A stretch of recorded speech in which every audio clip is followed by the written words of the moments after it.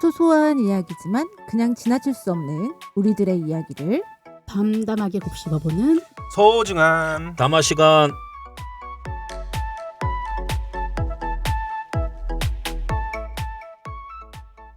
안녕하세요. 경발년의 소담소담의 저는 김배정이고요. 저는 문나연입니다. 그리고 저는 차 대표입니다. 저는 JNK입니다.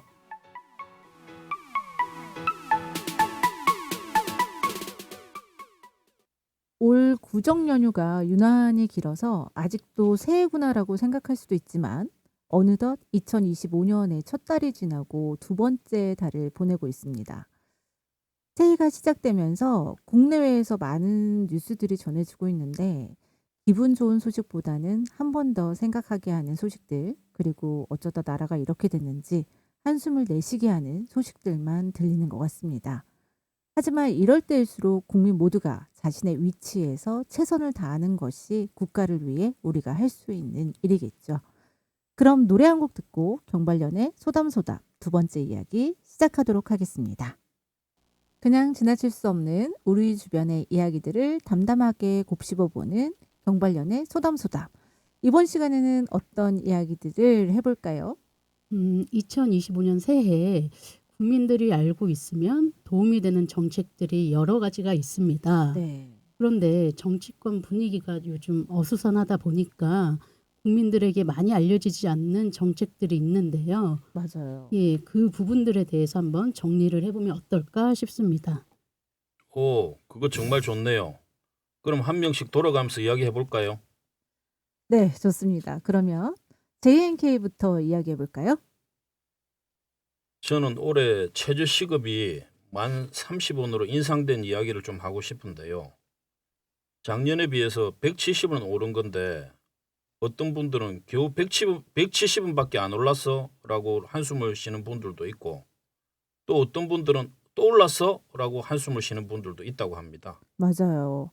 겨우 170원밖에 안 올랐어라고 하는 분들이 더 많은 것 같아요, 제 주변에는. 예, 근데 그런 분들이 어떤 분들이 있었나요? 예, 편의점 아르바이트생들이나 파트타임으로 생활비를 보태는 주부들이 이분들은 최저 시급이 높을수록 많은 돈을 받을 수 있으니까요. 그럼 반대로 또 올랐어? 라고 생각하는 분들은 어떤 분들이 있을까요? 예, 자영업자들이겠죠. 식자재 값도 다 오르고 기름값이며 관리비도 다 올랐는데 여기에 아르바이트 인건비까지 올랐으니 한숨만 나올 수밖에 없죠. 그런데 한 지자체에서는 고용노동부에서 정한 최저임금보다 980원이라는 높은 금액 11,010원을 생활임금으로 정해가지고 공공근로사업 참여자들에게 지급하고 있다고 합니다. 거기가 어디 지자체인가요? 되게 궁금한데요. 예, 경기도 여주시입니다. 음, 그런데 문변 정부에서 최저임금을 1030원으로 정했는데 지자체에서 11,010원을 올려도 문제가 없는 겁니까? 네, 최저임금에 관한 규정은 국가 차원에서 최저 수준의 법적 기준을 제공하고 있는 거예요. 그래서 지자체가 더 높은 수준의 임금을 설정하는 것은 가능합니다.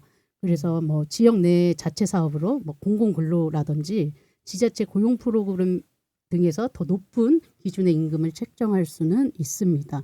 그런데 이제 우리 민간 기업에 대해서 강제력 있는 임금 인상을 적용할 수는 없을 것 같습니다.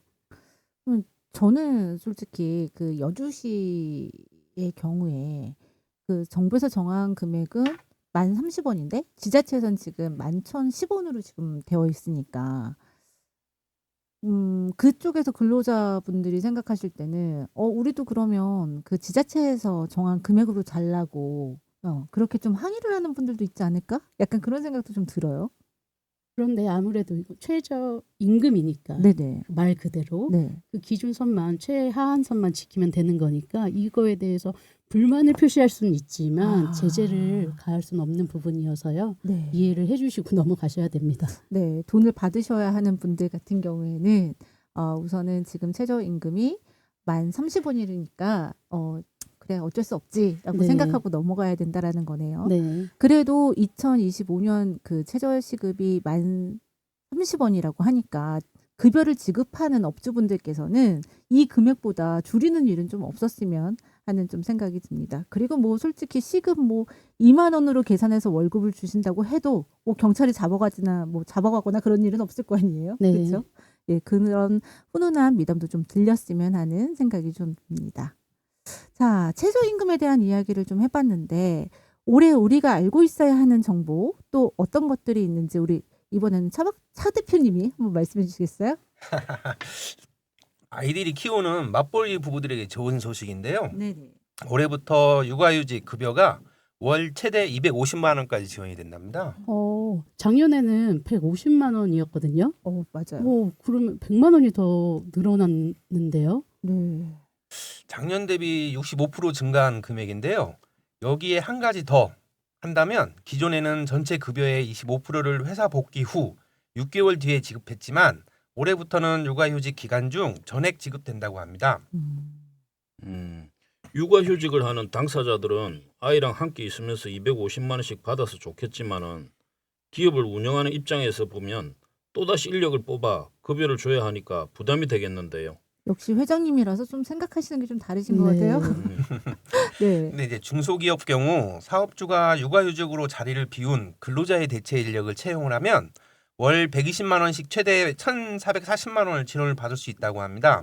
그래요? 예. 그리고 일부 지자체에서는 대체 인력에 대해 연간 최대 200만 원을 추가 지원한다고 하니까 새롭게 바뀐 육아휴직 급여에 혜택이 많은 분들이 누리셨으면 좋겠습니다.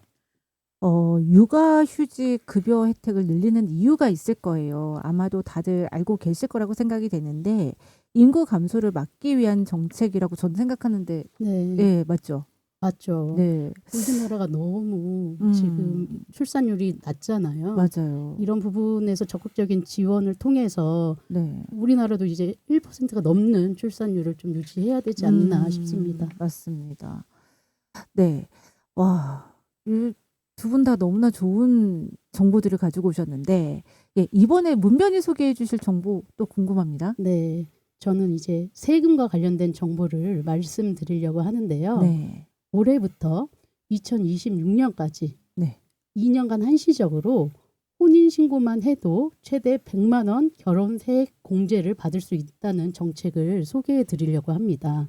혼인신고만 해도 세금을 공제해줘요? 네. 음. 결혼을 이제 계획하게 되면 경제적인 부담이 늘어날 수밖에 없잖아요. 네. 그렇죠. 그래서 이제 정부는 지난 2024년 1월 1일부터 2026년 12월 31일 사이에 혼인신고를 완료한 부부에게 소득세 신고나 연말 정산을 통해서 최대 100만 원의 세금을 공제받게 해준다고 합니다. 2024년 1월 1일부터니까 작년에 예. 결혼하신 분들 예. 또 이제 혜택을 받을 수 있다라는 건데 그렇다면 뭐 초혼이든 뭐 재혼이든 상관없이 다 공제를 받을 수 있는 건가요? 네. 우와. 그 기간 동안 초혼이든 재혼이든 상관이 없고요. 소득 네. 수준에도 상관없이 누구나 혜택을 받을 수 있습니다. 아니 그럼 부부가 합쳐서 100만 원인가요? 네, 맞습니다. 맞벌이의 경우 신랑 신부 각각 50만 원씩 공제가 되고요.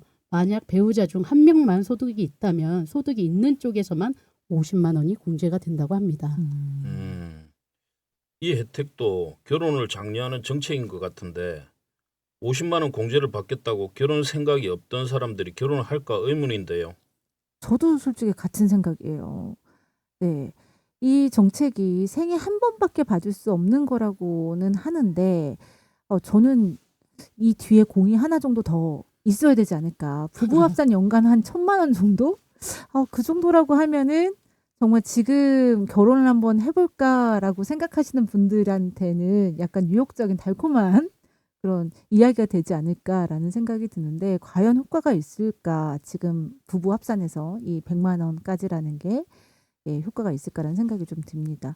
하지만 이번 정책을 통해서 결혼이라는 제도에서는 좀 자유롭고 싶고 뭐 동거만을 원하는 커플들의 이제 혼인 제도로 이렇게 들어오는 데에는 조금은 도움이 되지 않을까라는 생각이 됩니다. 그리고 그런 분들이 좀 많았으면 하는 네. 생각도 좀 들고요. 네, 그럼 여기서 노래 한 곡 듣고 이야기 이어가도록 할게요. 장나라가 부릅니다. 사랑하기 좋은 날. 소소한 이야기지만 그냥 지나칠 수 없는 우리 주변의 이야기들을 담담하게 곱씹어보는 경발련의 소담소담. 이번에는 구걸 사기에 대한 이야기를 좀 나눠보려고 합니다. 문변, 구걸 사기 어떤 사기인지 먼저 좀 소개 좀 해주세요. 네, 말 자체부터 조금 그런데요. 네. 예, 장애인이 아닌데 장애인 행세를 하면서 구걸을 네. 하는 행동을 이야기를 하는 거예요. 네. 그래서 요즘 중국에서 이런 분들이 많이 발견되고 있다고 합니다. 그래서 지난 1월 5일 중국의 한 포털 사이트에서 장애인으로 위장해서 사기를 칠 준비를 하는 과정이 영상을 통해 전해졌는데요. 네. 값비싼 신발을 신고 4바퀴가 달린 수레에 앉아서 신발을 벗어서 가방에 넣고 양말까지 벗어서 와. 동정심을 더해 구걸을 하기 시작했다고 합니다. 날씨가 좀 추운 네. 요즘이니까 많은 분들이 더 이렇게 마음이 가겠어요. 네. 네. 돈통에는 이제 사람들이 적선을 한 것처럼 동전을 꺼내놓고 현금이 없는 사람들도 적선할 수 있도록 QR코드까지 찍힌 표지판까지 준비했다고 합니다. 와. 이 영상을 이제 촬영한 사람들의 말에 의하면 남성이 입은 옷도 결코 저렴하지 않았고 선량한 사람들을 속여 돈을 챙기는 모습이 가히 충격적이었다고 합니다. 네. 주변에서 솔직히 이런 분들 좀 가끔 저는 보긴 하거든요. 보신 분들 계세요? 많이 봤죠. 그쵸? 네. 한 80년대, 90년대에는 종종 있었다고 들었는데 네. 네, 중동에는 월 수천만 원씩 버는 거지들도 있답니다. 네. 아, 저 그 얘기 들었는데 예. 이따가 예. 제가 다시 한번 좀 자세히 여쭤볼게요. 예. 사실 우리의 나라에도 이런 분들이 좀 많으신데 그래서 정말 어쩔 수 없이 거리에 나와 계시는 분들 정말 도움이 필요하시는데 이렇게 그분들 같은 경우에는 솔직히 제가 생각할 때는 위장을 하신 분들은 아니시고 정말 이제 도움이 필요하셔가지고 밖으로 나오시는 그런 분들도 계시잖아요. 이런 분들에게 굉장히 좀 피해가 되는 그런 행동이지 않았나라는 생각이 좀 들어요. 그렇죠. 저도 예전에 지하철에서 몇 번 봤는데요. 시각장애인인 것처럼 지팡이를 짚고 가더니 맨 마지막 칸에 가서는 동전을 세워 보시는 거예요. 직접 안경 이렇게 올리시고. 예. 네. 그래서 나름 사연이 있겠지만 네. 본인뿐 아니라 장애인 모두에게 피해를 주는 행동이라는 점 꼭 네. 기억하셨으면 좋을 것 같아요. 네. 네. 과거에는 이제 좀 전에 제가 말씀드린 대로 장애인 행세를 하는 사람들이 네. 많이 있었긴 했어요. 네네. 근데 사실 일반인이 계획적으로 구걸을 하면서 사기를 치는 경우도 있어서 문제입니다. 네. 수원역에서 좀 한 군인을 대상으로 지갑을 잃어버렸다면서 비행기 값을 빌려달라는 수법으로 군인에게 사기를 친 사건 혹시 들어보신 적 있으신가요? 네, 저 기억나요. 그거 그 제주항공 분향소 앞에서 벌어진 사건이었죠. 네. 제주도가 집인데 차비가 없어서 뭐 내려가지 못하고 있다고 비행기 값을 빌려달라고 집에 가서 송금해 준다고 계좌번호하고 연락처를 받아간 사건 맞죠? 네, 맞습니다. 저는 이 기사를 보고 딱 봐도 너무 사기꾼인데 왜 네. 몰랐을까라는 생각이 들었는데 또 맘먹고 사기치는 사람은 어떻게 당할 수가 없다고 하잖아요. 네. 그런 생각도 좀 안타까운 생각이 들더라고요. 그러게 이 사건 저도 인터넷에서 봤는데요. 사기를 당한 군인이 일병이라고 하더라고요. 네. 고소를 할까 싶지만 외출이나 외방 휴가를 모두 다 쓴 상태여서 나오지 못해 고소도 못하고 있다는데 이분의 이야기를 읽다 보면 사기를 친 사람이 현금 지급기 저 ATM이라고 하는 거 네네. 그거 위치까지 다 꿰고 있었다고 하더라고요. 지금 부대에서 얼마나 속이 끓고 있을까요? 그렇습니다. 너무 열심히 군인 일하면서 벌었던 월급으로 빌려드린 걸 텐데 네. 이 선한 마음으로 사기를 치다니 너무 안타까운 사건입니다. 그러니까 근데- 벼룩의 간을 빼먹는 것도 아니고. 맞아요. 네. 그런데 그런 분들이 굉장히 많으시더라고요. 이 사건이 알려지면서 누리꾼들에 대한 이야기들도 많이 나오고 있었어요. 그러니까 선한 마음을 이용한 그 사람이 정말 나쁜 놈이다. 그리고 불우이웃돕기를 했다고 생각하고 잊어버려라 라는 이야기를 하신 분들도 있고요. 솔직히 군인들 보면 저 같은 경우도 그렇거든요. 그분들 굉장히 요즘 추우실 때 고생이 많으시잖아요. 그래서 밥 한 끼 사줘야 되는데 라고 생각을 하는데 많은 분들이 그런 생각을 하시면서 밥 한 끼 사줘도 시원찮을 판에 무슨 먹튀냐 막 이렇게 공분을 하신 시민들의 이야기도 들었습니다. 저는 근데 이 사건을 딱 접하면서 이런 사건들 우리 여기 JNK도 나와 계시지만 탐정에게 의뢰를 하면 이런 사기꾼들을 좀 찾을 수 있는지 좀 궁금해요. 예, 찾을 수 있습니다. 찾을 수 있어요? 예. 오, 그러면 이분 같은 경우에 지금 가지고 있는 게 아무것도 없거든요. 연락처도 없고. 찾으려면 음. 최소한의 그 사람을 특정을 할 수 있는 핸드폰 번호라든지 주민등록증을 보여달라 해서 뭐 찍어 놓는다든지 최소한 그 사람을 특정할 수 있는 그런 정보는 있어야 됩니다. 그런데 솔직히 이렇게 사기치시는 분들이 전화번호가 진짜이지 않을 수도 있고 신분증도 어떻게 보면 위조한 것도 있을 그 수도 사람이 있잖아요. 들고 다니는 핸드폰을 네네. 있는 걸 잠깐 보여달라 해서 네네. 그 자리에서 그 폰으로 내 번호를 찍는 거죠. 발신을 해서 아, 그냥 불러주는 번호는 믿을 수가 없으니까 네네. 핸드폰 잠깐 보여달라 해가지고 그 핸드폰으로 내 번호를 찍어서 발신을 해서 찍히도록 그렇게 하고 그리고 주민등록증도 잠깐 보여달라. 돈을 그 정도 빌려주면 당신이 누군지 정도는 이름하고 그 정도는 알아야 되지 않냐 이러면서 주민등록증을 찍어 놓는 그런 필요가 있죠. 근데 주민등록증 자체가 위조일 수도 있잖아요. 그런 그럴 경우도 때는- 간혹 있기도 합니다. 예, 네. 그래서 일단 이런 피해를 당하면 네네. 경찰에 먼저 신고를 하고 네네. 신고는 신고대로 하고 또 탐정이 할 분야들이 있으니까 네네. 경찰이 이런 사건으로 막 찾아 나서고 이러지는 않을 겁니다. 예. 그렇구나. 간혹 가다가 이 사건 때문에 궁금한 건데 대포폰일 수도 있잖아요. 이들이 쓰고 있는 그 휴대폰으로 전화번호를 알려줬다고 하더라도 그래도 혹시 찾을 수 있어요? 대포폰이라 하더라도 그 사람이 들고 다니는 핸드폰 번호를 정확히 알면 오, 찾을 찾을 수 수도 있어요? 있습니다. 예. 와. 네, 탐정에 대해서 좀 새롭게 알게 되는 것 같습니다. 그러면 네, 만약에 범인을 찾았다고 하면 법적 책임을 물을 수 있나요, 분들? 그렇죠. 이 사건은 처음부터 돈을 갚을 의사나 능력이 없었으니까 피해자로부터 비행기 값을 이제 편취한 행위 자체를 우리가 이제 타인을 기망해서 재산상의 이익을 취득한 경우로 봐서 네. 사기죄로 의율할 수 있고 그렇다면 처벌은 10년 이하의 징역이나 2천만 원 이하의 벌금으로 처할 수 있는데요. 네. 범죄 금액에 따라 좀 처벌 강도가 달라지는 부분이 있어요. 이게 소액 사기는 이제 벌금형 가능성이 있고요. 고액이나 이제 반복적인 사기가 이루어졌다라고 한다면 징역형도 가능성이 있습니다. 그렇죠. 우리 그 JNK 같은 경우에는 예. 그런 제안을 받았을 때 예. 거절을 하실 수 있으신가요? 당연히 거절해야죠. 어떻게 하세요? 내가 당신을 어떻게 믿고 돈을 빌려주냐고 말도 안 되는 소리 하고 있는데 이렇게 거절을 해야죠. 거절을 네. 잘 하시는구나. 예. 우리 저기는 차 박사님은요? 저는 평소에 거절을 잘 못하는 성격이라 저도 그래요.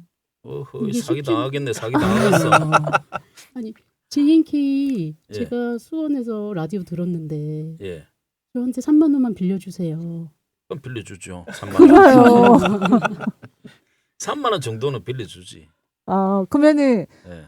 금액으로 봤을 때 얼마까지 그렇게 거리에서 누가 나한테 돈을 빌려달라고 했을 때 얼마까지 빌려줄 수 있어요? 뭐 3만 원까지는 고민 없이 빌려줄 수 있을 것 같은데요. 고민 없이요? 네. 그 정도는? 네.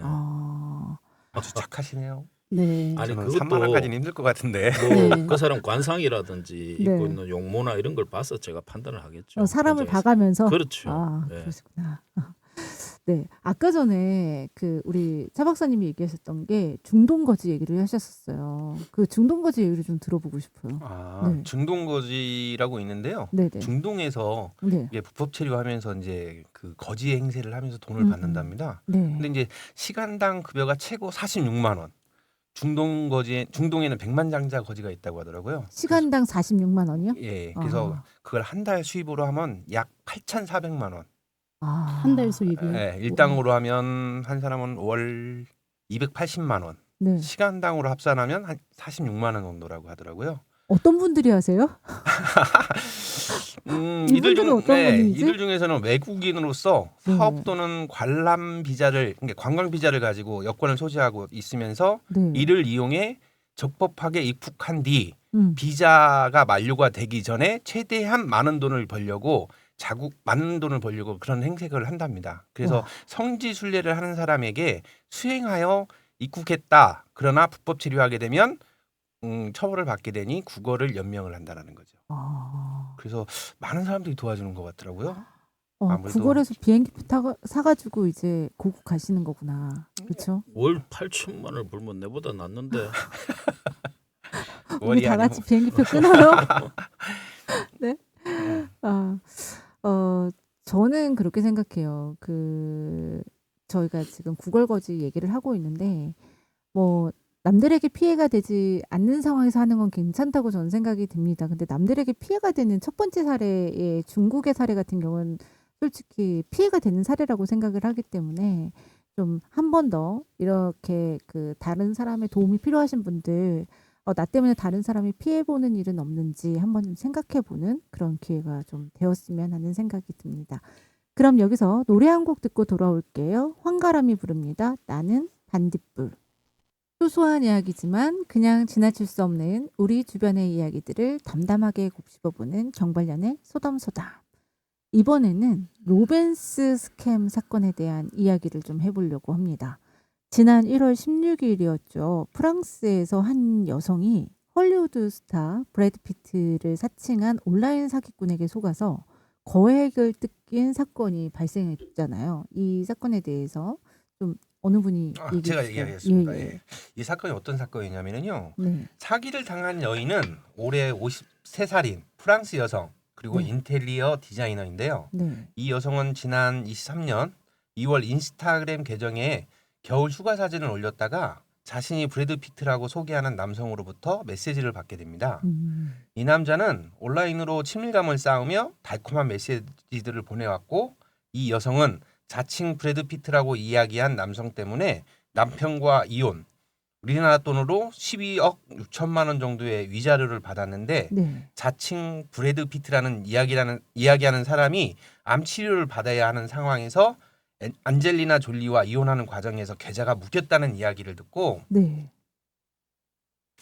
브래드 피트에게 우리나라 돈으로 12억을 송금하게 됩니다. 아니, 그리고 잠깐만요. 예, 위자료를 11억 6천 받았는데 거기다가 자기 돈을 더 보태서 예. 아, 이게 자기 뭐 소득 금액까지 같이 보낸 거죠. 네. 그로부터 1년 후인 지난해 여름 진짜 브래드 피트가 네. 현재 애인과 함께 있는 사진을 보고 가짜라는 것을 알게 되고 사기꾼을 상대로 고소를 했다고 합니다. 네, 이 기사 저 되게 재밌게 봤는데 재밌게 보면 안 되는 기사기도 해요. 이게 사기를 당했다는 거긴 한데 이럴 수도 있구나라는 생각에서 참 저는 굉장히 눈에 많이 들어왔던 기사였었거든요. 다른 분들은 어떠셨어요? 이 기사. 저는 이 여성 참 순수하구나. 순수해요? 예. 어떤 면에서요? 여성 직업이 인테리어 디자이너 전문 여성인데 어떻게 저렇게 속을 수가 있을까? 그런 생각이 드셨어요? 예. 네. 우리 사 박사님은 어떻게 보셨어요? 전문가들 말에 의하면 네. 근본적인 원인은 사랑의 부재에 있다고 그러더라고요. 네, 그 맞아요. 사랑의 부재, 그러니까 어떻게 보면 이 고소한 사람들, 사기를 당한 이 여성도 네네. 어떻게 보면 사랑에 목말라 있지 않았을까 그런 생각이 좀 들기는 해요. 어떻게 보면 그 틈을 사기꾼들이 깊게 파고드는 이야기를 하더라고요.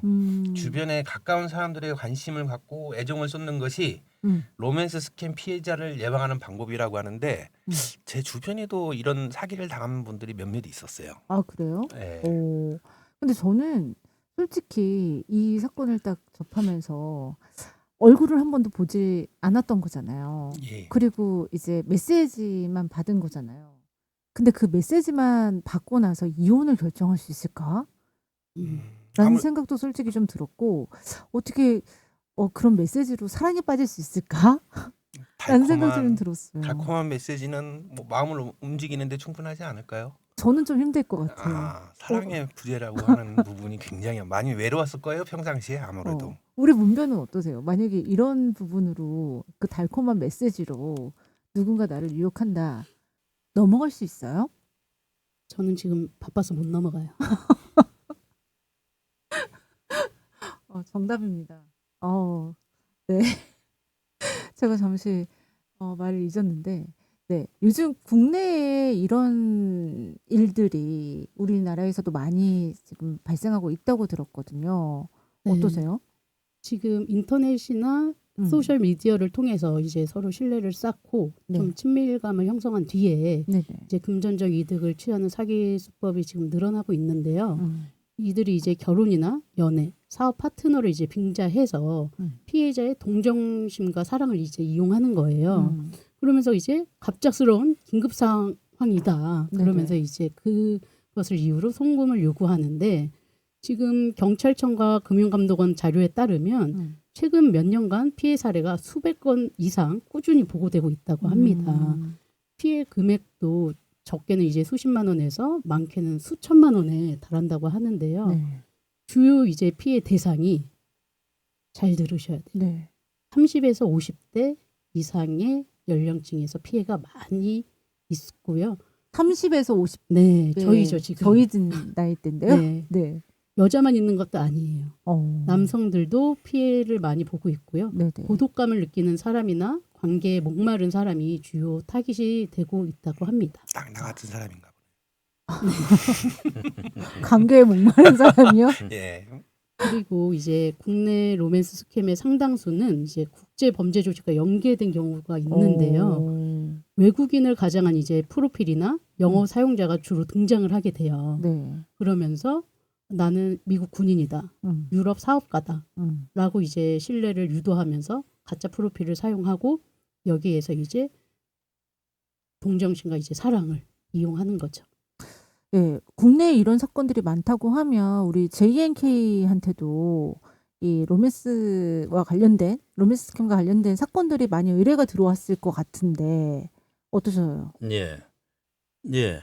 실제로 이런 문의가 많이 와서 상담을 한 적도 여러 번 있었고 그리고 실제로 의뢰를 받아서 조사를 한 적도 있습니다. 네. 상담한 거는 기억을 해보면 한 60대 여성이었는데 네. 미국 의사인데 굉장히 유명한 의사라면서 찾을 수 있냐고 문의가 왔습니다. 그래서 상대방이 외국계 나왔어요. 예. 예. 근데 그 왜 찾냐고 음. 이유를 물어보니까 이런 로맨스 스캠에 사기를 당하고 있더라고요. 근데 제가 이렇게 이야기를 해줘도 경찰에 신고를 하고 절대 돈을 보내주지 마라 해도 이미 일부 좀 보내줬고 그래서 신고를 하라고 사기라고 해도 제 말을 믿지를 않더라고요. 그 사람이 딱한 사정으로 인해 가지고 있는 상황이라서 그 사람 말을 더 신뢰를 하더라고요.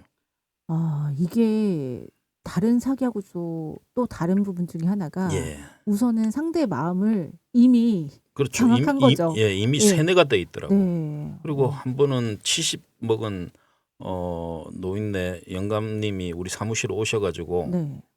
다쪼고좀 뭐 내용을 이야기를 하라고 했는데도 일단 사무실 가서 이야기를 하겠다. 네네. 그래서 와서 이야기를 들어보니 카톡으로 주고받은 뭐 20대 여성이 있는데 이 여성이 무슨 뭐 마사지 업소에 감금이 돼 있다면서 네. 이 여성을 구해줘야 된다고 이야기를 했습니다. 그래서 내용을 들어보니까 비슷한 유형의 사기, 보이스피싱 같은 네. 거기에 있는 대표하고도 실제로 통화도 했고 네.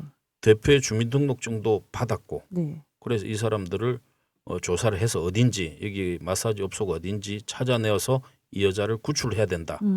그래서 돈을 보내준 것도 한 900만 원 정도를 보내줬더라고요. 많이 보내셨네요. 한 번에 보낸 것도 아니고 조금씩 50만 원, 30만 원 뭐 이 여자하고 한번 만나기 위해서 얼마가 필요하다 하면서 계속 돈을 요구를 했더라고요. 그래서 나중에 한 900만 원 정도를 보내주고 나서 여기 어딘지 한번 찾아가 봐야 되겠다. 네. 찾을 수 있냐 이래가지고 네. 의뢰가 들어왔었는데 조사를 해보니까 주민등록증도 가짜고 그리고 폰 번호도 대포폰이고 네. 뭐 그런 조사 결과가 나왔었습니다. 그래서 의뢰인분한테 사기를 당하셨다고 경찰에 신고를 하시라고 조사 결과를 말씀드린 적이 있습니다. 저희 지금 로맨스 스캠 얘기를 계속 나누고 있는데 예. 네. 이 로맨스 스캠에 연루될 수 있는 그런 그 사람들의 대다수가 나이 30대에서 50대라고 했잖아요. 이거 어떻게 예방해야 되나요? 어떻게 이런 사건에 휘말리지 않으려면 어떻게 해야 될까? 아까 차 대표가 이야기했듯이 네. 조금 외롭고 네. 마음이 여린 사람들이 많이 당하는 것 같습니다. 네. 그러니까 네. 그래서 확인되지 않은 거는 절대 돈을 보내주면 안 되죠. 네. 아무리 사정이 딱하다 하더라도 돈을 보내주면 안 되죠. 인터넷상으로 얼굴도 확인도 하지도 않은 상태에서 돈을 보내주는 건 정말 어리석은 일입니다. 그리고 이런 카톡 내용 같은 것들을 주변 사람들에게 공유해 보는 것도 나쁘지 않을 것 같아요. 그러니까 나는 미처 생각하지 못했지만 주변 사람들은 또 객관적으로 봐줄 수 있으니까. 맞아요. 예, 그래서 주변 사람들한테도 이런 부분을 공유를 하면 이런 사기를 당하지 않을 수, 뭐 예방하는 차원에서도 중요하지 않을까 싶은 생각이 듭니다. 네. 그리고 이런 사례가 많이 좀 공유가 돼야 될 것 같아요. 네. 그래서 이런 지금 뭐 금융감독원이나 경찰청에서 국내에서도 이런 로맨스 스캔 사건이 늘어난다고 하는데 이런 것들을 문서로 해서 국민들에게 알리고 이거에 피해자가 되지 않게끔 예방하는 훈련이 또 필요한 것 같습니다. 아까 전에 저기 차 박사님이 말씀하셨던 것 중에 하나가 이제 외로워서 그러시는 분들이 굉장히 많다는 얘기가 저는 아직까지 기억이 좀 남는데 사람의 관계가 그리고 부부와의 관계가 솔직히 시간이 지나고 각자의 일에 집중하다 보면 조금씩 소홀해질 수 있잖아요. 그 와중에 이제 외롭다는 느낌도 많이 드는 것 같은데 그 소홀함과 그 틈새 사이에서 이제 많은 범죄 사건들이 발생하는 것 같습니다. 저희가 오늘 지금 얘기하는 것도 그 중에 하나인 것 같은데 우리 모두 서로에게 좀 관심을 갖고 서로에게 많이 표현하면서 살아야 되지 않을까라는 좀 생각이 드네요. 예. 맞습니다. 정을 많이 나눠야 될 것 같아요. 우리 경발련 회원님들도 같이 정을 좀 많이 나눠서 이런 사기 예방을 좀 우리가 서로 차단할 수 있는 계기가 됐으면 좋겠습니다. 네, 자주자주 연락하고 자주자주 외롭지 않은지도 물어보고 그러면서 좀 예방해야 되지 않을까 싶네요. 오늘 네. 끝나고 소주 한잔 해야 되겠네. 아이고. 자, 그럼 여기서 노래 한 곡 듣고 다시 돌아올게요. 로이킴이 부릅니다. 내게 사랑이 뭐냐고 물어본다면. 소소한 이야기지만 그냥 지나칠 수 없는 우리 주변의 이야기를 담담하게 곱씹어보는 시간. 경발련의 소담소담. 이번에는 우리 미성년자를 동원해서 그 범죄자를 잡으려 했던 경찰 이야기를 좀 해보려고 합니다. 이 사건 좀 자세히 설명 좀 해주세요. 예, 대구에 있는 한 파출소에서 있었던 사건인데요. 네. 이 사건에서 함께 범인을 잡으려 했던 A 경사와 학생들은 지난 2022년 10월경에 아이들이 오토바이를 도난당한 사건을 계기로 만나서 친해지게 됐다고 합니다.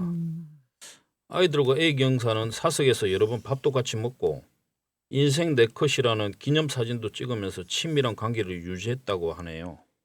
친해지면서 A 경사는 학생들에게 대구 지역 범죄에 대한 제보를 요청을 했고 학생들에게 소년범 사건의 피의자 신상 파악에 대한 도움도 받았다고 합니다. 그리고 그 외에 청소년 마약 사건 수사도 도왔다고 하는데요. 이 청소년은 마약 투약자인 척하면서 마약 판매책에게 연락을 해가지고 마약의 종류와 구매 방법까지 알아내서 A 경사에게 전달을 했다고도 합니다. 그리고 수배자 검거 현장에 학생을 동원시키기도 했고 한 분은 함께 밥을 먹다가 범죄자를 잡으러 가야 하는데 인원이 부족하다며 함께 출동하자고 해서 현장에 함께 간 적도 있다고 합니다. 이 기사를 이렇게 딱 보면서 저는 여러 가지 생각이 많이 들었어요. 그럴 수도 있을까? 아, 이런 건 아닌 거 아니야? 라는 여러 가지 생각이 들었는데 여기 다들 어떻게 들으셨는지 좀 궁금해요. 저는 제 생각에는 굉장히 위험한 행동이 아니었는가 싶은 생각이 들어요. 사실 마약을 잡는 현장은 네. 어떻게 상황이 변할지 몰라서 네. 굉장히 뭐 차치기라든가 아니면 현장에서 뭐 이렇게 흉기를 들고 난동을 부릴 수도 있는 상황인데 그런 위험한 상황에 미성년자를 데리고 갔다는 건 정말 어른으로서는 어떻게 보면 무책임한 행동을 한 건 아닌가 좀 안타까움이 좀 있기는 합니다. 어른과 경찰로서. 예. 네. 우리 문배는 어떻게 보셨어요? 저도 이제 차 대표님 말씀에 공감을 하는데요. 학생이 경찰과 함께 이제 범죄 현장에 동행한 상황은 학부모의 입장에서 보면 우려와 논란을 충분히 일으킬 수 있는 사안입니다. 이를 분석해 보면 학생들이 경찰과 이제 협력해서 지역사회 범죄 예방에 기여하고 또 실제 사건을 해결하는 과정에서 학생들이 사회 문제에 관심을 갖고 책임감을 배우는 기회가 될 수 있다는 뭐 긍정적인 측면을 좀 어렵게라도 찾을 수는 있겠지만 지금 가장 심각한 문제는 학생의 안전 문제와 법적 윤리적 문제의 소지가 있다는 것입니다. 학생 참여가 강제적이 아니었던 하겠다 하더라도 네. 경찰 권위에 의해서 거부하기 어려운 상황일 수도 있거든요. 네. 그래서 부정적인 측면이 매우 크다고 봅니다. 우리 JNK는 어떻게 보셨어요? 예. 아이들 입장에서 보면 무조건 또 아이들을 탓할 만한 일도 아닌 것 같습니다. 아, 그래요? 예. 음. 아이들이 그냥 경찰을 도우려고 그냥 좋은 마음에 그렇게 했을 수도 있는 것 같고요. 그리고 그 애들이 또 꿈이 경찰이었을 수도 있는 거고, 예, 순수한 마음으로 그랬을 수도 있을 것 같다, 그런 생각도 듭니다. 저도 좀 그런 생각이 좀 들었던 게 뭐냐면 이 경찰과 이 학생들이 같이 뭐 인생 네컷이라는 기념사진도 찍었다고 하잖아요. 네. 솔직히 인생 네컷이라는 기념사진을 조금 친해서 찍게 되진 않거든요. 네. 예.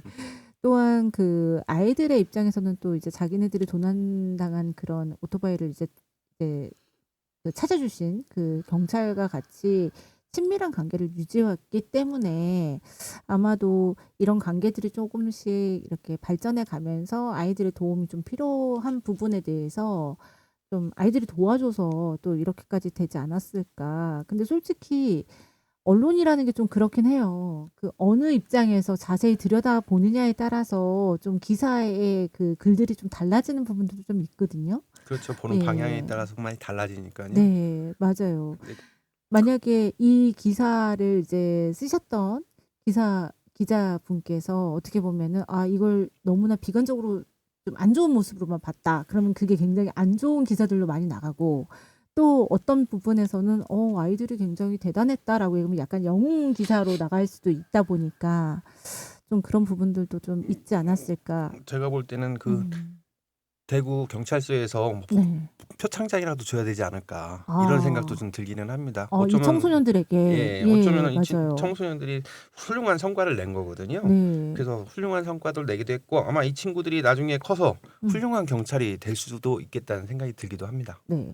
근데 어쨌든 지금 상황은 많은 분들이 알고 있을 때 이 경찰이 좀 잘못했다.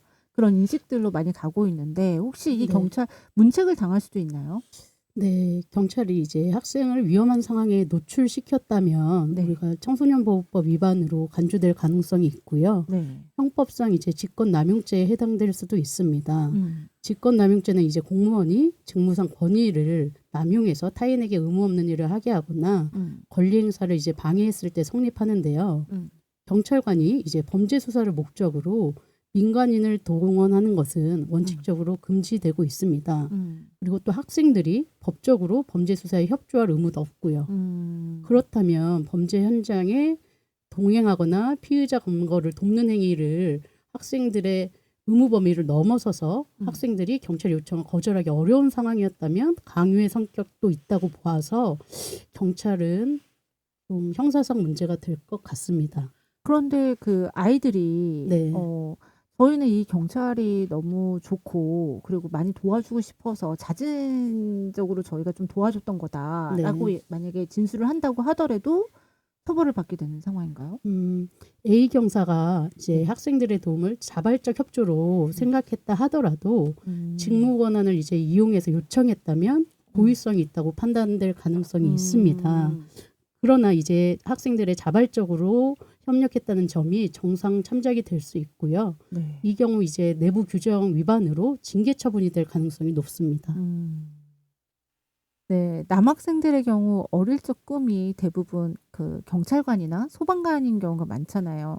어쩌면 이 경찰과 함께 범인을 잡으러 다녔던 그런 아이들이 자신만의 꿈을 향해서 조금씩 알아가는 시간이 되었을 수도 있지 않았을까라는 생각도 좀 들긴 한데 모든 일에 있어서 안전이 가장 중요하기 때문에 국민 모두가 걱정과 염려를 했던 것이 아닌가라는 생각이 드네요.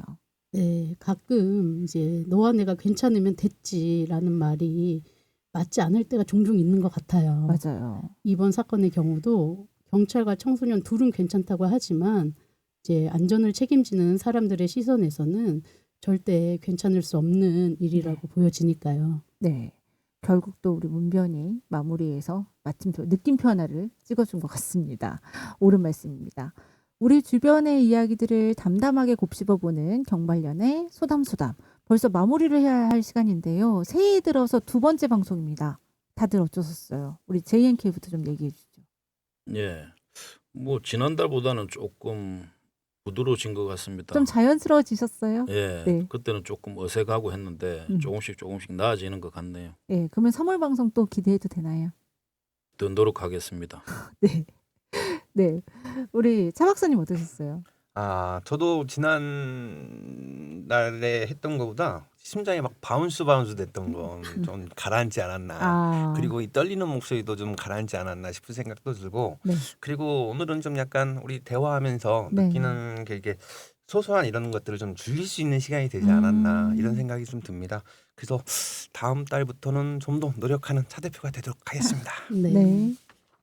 저도 이제 네. 오늘 로맨스 스캠 얘기를 네. 했잖아요. 네. 그래서 요즘 우리 사회의 관심과 사랑이 유독 필요할 때인 것 같아요. 근데 이렇게 한 달에 한 번씩 이렇게 같이 모이면서 경발련에 대해서 소담소담하게 이야기도 하고 나누는 것이 너무나 감사하게 느껴지는 하루였던 것 같습니다. 네, 저도 오늘 그 차 박사님하고 그리고 JNK 그리고 문병과 함께해서 너무나 즐거웠습니다. 그럼 저희는 조항조의 인생아 고마웠다 들으면서 다음 시간에 다시 찾아뵙도록 하겠습니다. 다 같이 감사하다는 인사 같이 한번 할까요? 예. 네. 하나, 둘, 셋. 감사합니다.